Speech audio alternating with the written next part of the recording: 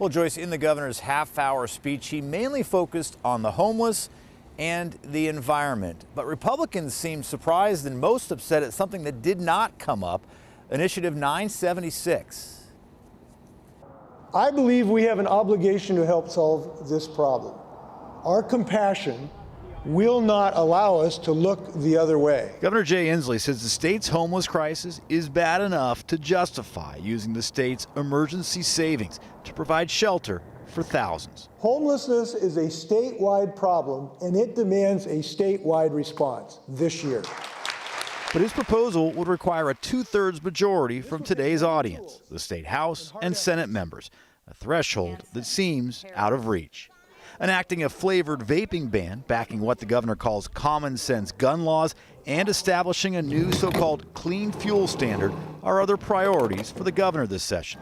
His new fuel requirement could raise the price of gas, but the governor says it would help reduce the state's carbon emissions. As we know this, Washington State is not a state of climate denial. It is a state of climate science acceptance. The fact that the governor is willing to tax us without roads and never mention transportation is appalling. Republicans say they were surprised Initiative 976, the car tab cap, did not come up in the governor's address.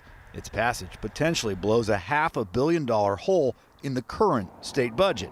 And as for the homeless, Republicans agree it's a crisis, but say police need more authority to clear out unsanctioned campsites in addition to helping out the homeless. Absolutely should do that. It's a compassionate thing to do. It's the right thing to do. But we also have to enforce our laws if we're going to be successful in turning this around. Instead of using the rainy day fund, Republicans are backing a bill to let cities raise the sales tax to combat homelessness with caveats. And in exchange for that increase in revenue authority, we would be asking those cities to agree to ban heroin injection sites in their cities, which we believe cause far more harm than good, and ban unauthorized camping within 500 feet of schools, parks, playgrounds, and courthouses.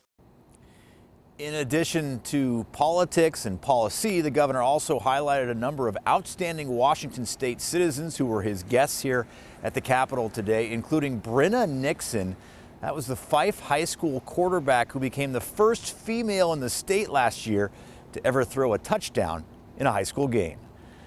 Live at the Capitol in Olympia, Drew Mickelson, King 5 News.